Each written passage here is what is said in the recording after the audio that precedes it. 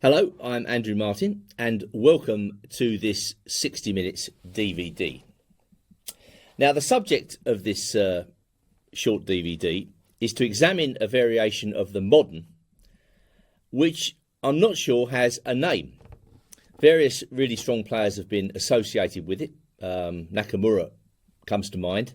It may be that Zinzikashvili was the originator of this system a long time ago, but I'm loath to call it the Zinzi Indian because I'm not quite sure whether that's correct or not. However, let's have a look at the system in question, and we're going to examine this this line, which starts off with G6 and Bishop G7. White plays Knight C3, and now the immediate strike at the centre with C5. And you think, well, White pushes by, and we get some sort of Benoni position. Whichever system Black desires. But Black's idea is much sharper than that, and after D5 he's actually going to take the knight. Now this already is a very unorthodox play. You know, anybody who likes fianchetto bishop positions will know that surrendering that bishop is almost the last thing you want to do. Yet here Black gives up the bishop voluntarily, and then he plays the move F5, which looks extremely risky.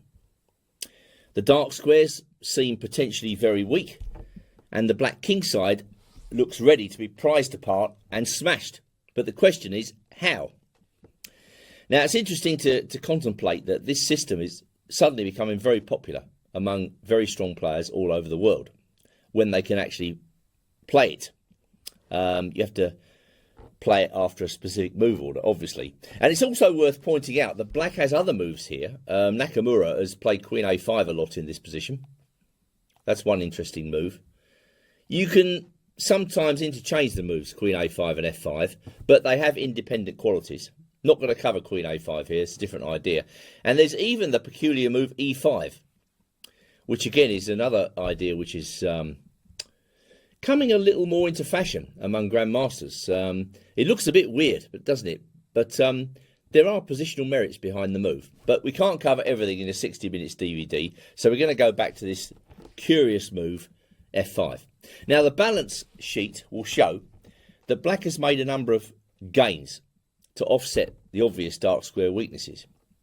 He has completely messed up White's pawn chain, and it's very difficult for White to actually get rid of these weaknesses at all as the game goes on. They're almost permanent. They're fixed, stuck there, waiting for Black to attack.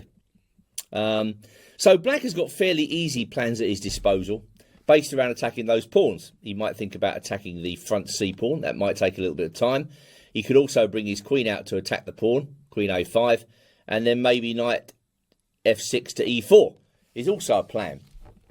And he's also posed White the tough problem of how best to tackle this very unorthodox situation. Both players are suddenly playing for high stakes. So it's time to see whether F5 can be put under serious pressure or not.